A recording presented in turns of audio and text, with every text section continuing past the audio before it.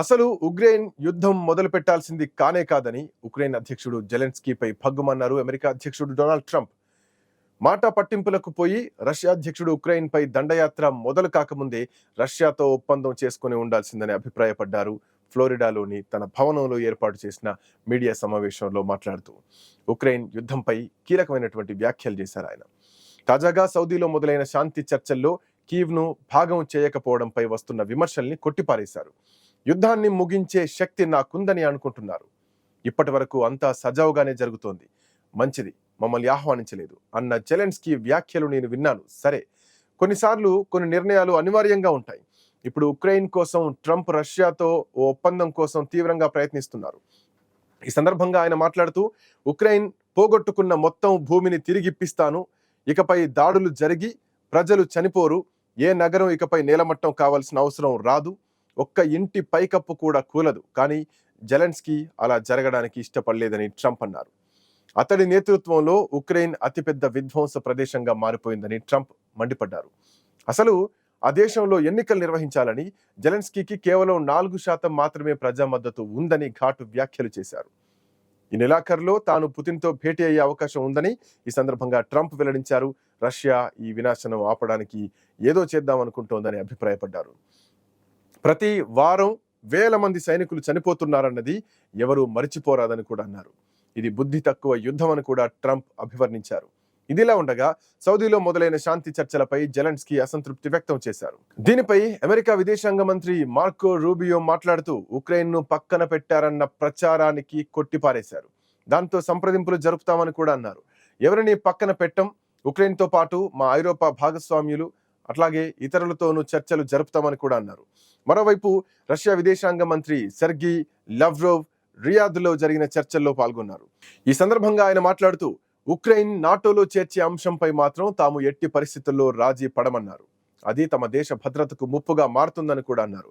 NATO సభ్య దేశ సైన్యాలైనా లేదా ఐరోపా సమాఖ్య కింద వచ్చే సేనలైనా దేశాల పతాకాలతో వచ్చేటువంటి దళాలైనా సరే ఉక్రెయిన్లో మోహరించడాన్ని ఏమాత్రం ఆమోదించామని ఆయన తేల్చెప్పారు. ఏదేమైనా ప్రపంచం మీద తీవ్రమైనటువంటి ప్రభావం చూపించినటువంటి ఉక్రెయిన్ రష్యా యుద్ధానికి ఈ నెల 24తో 3 ఏళ్లు నిండనున్నాయి. ట్రంప్ ఎంట్రీతో ఈ సుదీర్ఘ యుద్ధానికి ముగింపు పడుతుందని చాలా దేశాలు నమ్ముతున్నాయి. కానీ ప్రస్తుత పరిణామాలను చూస్తే మాత్రం యుద్ధం ముగింపు మాట దేవుడెరుగు, మరింత ఉధృతం కాబోతోందన్న సంకేతాలే వస్తున్నాయి. దీనికి ఉక్రెయిన్ ప్రెసిడెంట్ జెలెన్స్కీ చేసిన వ్యాఖ్యల ఉదాహరణ. అమెరికా మద్దతు లేకుండా పుతిన్ను ఆపడం ఇంపాసిబుల్ అన్న జెలెన్స్కీ యూరోపియన్ ఆర్మీ అన్న బలమైనటువంటి పదాన్ని కూడా ఉపయోగించారు. ఆ ప్రతిపాదనే ఉక్రెయిన్ వార్ జోన్ లో అణు ప్రకంపనలు రేపుతోంది. ఇంతకు సౌదీలో సింగిల్ సిట్టింగ్ లో యుద్ధానికి ఎండ్ కార్డు వేస్తానని ట్రంప్ ప్రకటించిన వేళ జెలెన్స్కీ యూరోపియన్ దేశాలను ఎందుకు రెచ్చగొడుతున్నారన్నది ఇప్పుడు చూసేటువంటి ప్రయత్నం చేద్దాం. ఉక్రెయిన్ సంగతి తేల్చేద్దామని చెప్పినటువంటి ట్రంప్ మాటలు చూస్తే ఉక్రెయిన్ రష్యా యుద్ధాన్ని ట్రంప్ ఎలా డీల్ చేస్తున్నారో అందరికీ అర్థమవుతోంది. ఎవరిని వెనకేసుకొస్తున్నారు, ఏం చేయబోతున్నారు అన్నటువంటి విషయంపై కూడా ఒక క్లారిటీ వస్తోంది. ఈ క్లారిటీ జెలెన్స్కీకి కూడా వచ్చింది. నిజానికి రష్యాతో ట్రంప్ జరుపుతానంటున్న చర్చల్లో ఉక్రెయిన్ భాగస్వామ్యం లేకపోవడం ఆయనకు సినిమా మొత్తం అర్థమయ్యేలా చేసింది. కాస్త డీటెయిల్డ్గా చెప్పాలంటే యుద్ధం ముగింపు కోసం ప్రయత్నిస్తున్న డొనాల్డ్ ట్రంప్ పుతిన్కే అనుకూలంగా ఉన్నారు. జెలెన్స్కీని కనీసం లెక్క కూడా చేయడం లేదు. ఇన్నాళ్ళు అమెరికా విసిరేసిన డాలర్లు ఆయుధాలతో యుద్ధం చేస్తున్న జెలెన్స్కీ విషయం ట్రంప్కు బాగా అర్థమైంది. మాజీ అధ్యక్షుడు జో బైడెన్, జెలెన్స్కీలు కలిసి అమెరికా నుంచి ఆర్థికంగా లబ్ధి పొందిన విషయాన్ని ట్రంప్ పసిగట్టారు. కాబట్టి ఉక్రెయిన్ అధ్యక్షుడు జెలెన్స్కీ కొత్త వ్యూహం పన్నుతున్నాడు. యూరోపియన్ దేశాలను రెచ్చగొట్టి కొత్త కూటమికి ఏర్పాటుకు పిలుపునిస్తున్నాడు. త్వరలో యూరప్ పై రష్యా దాడి చేసే అవకాశం ఉందని, అందుకు సిద్ధంగా ఉండాలన్నారు. మ్యూనిక్ లో జరిగిన భద్రతా సదస్సులో యూరోపియన్ యూనియన్ ముందు ఎవరూ ఊహించని ప్రతిపాదన పెట్టారు. రష్యాతో యూరప్ కు కూడా ప్రమాదం పొంచి ఉందని, యూరప్ ఇప్పటికైనా మేల్కొని సొంతంగా సైన్యాన్ని సిద్ధం చేసుకోవాలని జెలెన్స్కీ ప్రతిపాదించాడు. గతంలోలా యూరప్ కు అమెరికా అండ నిలవదని, ట్రంప్ తీరు వేరేగా ఉందని ఆ దేశాలకు చెప్పకనే చెప్పాడు. యూరోపియన్ దేశాలు ఉమ్మడిగా సైన్యాన్ని సిద్ధం చేసుకోవాల్సినటువంటి టైం వచ్చిందని జెలెన్స్కీ ప్రతిపాదించడం వెనుక చాలా పెద్ద వ్యూహమే కనిపిస్తోంది. తమకు అమెరికా నుండి సహాయం అందడం ఇక కష్టమేనని జెలెన్స్కీ డిసైడ్ అయిపోయాడు. ట్రంప్ యుద్ధాన్ని ముగించినా అది రష్యాకు అనుకూలంగా ఉండేలా ఒప్పందాలు జరుగుతాయని కూడా ఊహించాడు. అందుకే అనూహ్యంగా యూరప్ ఆర్మీ వ్యూహాన్ని తెరపైకి తెచ్చాడు. యూరోపియన్ యూనియన్ కు ఉమ్మడిగా ఒక ఆర్మీ ఉంటే తమలో ఎవరిపై శత్రువు దాడి చేసినా అంతా ఏకమై ఉండొచ్చు అనేది జెలెన్స్కీ ఆలోచన. కానీ అందుకు ఇప్పటికే నాటో కూటమి ఉంది. కానీ దానికి అమెరికా బాస్ గా వ్యవహరిస్తోంది. పైగా ట్రంప్ నాటోను లైట్ తీసుకుంటున్నారు. ఈ మధ్యనే ట్రంప్ మాట్లాడుతూ ప్రపంచంలో ఎవరినైనా తాము ఒంటరిగా ఎదుర్కోగలమని ప్రకటించారు. కాబట్టి అమెరికా ఇకపై ఎవరి రక్షణకు సహకరించదని కూడా అనుకోవచ్చు.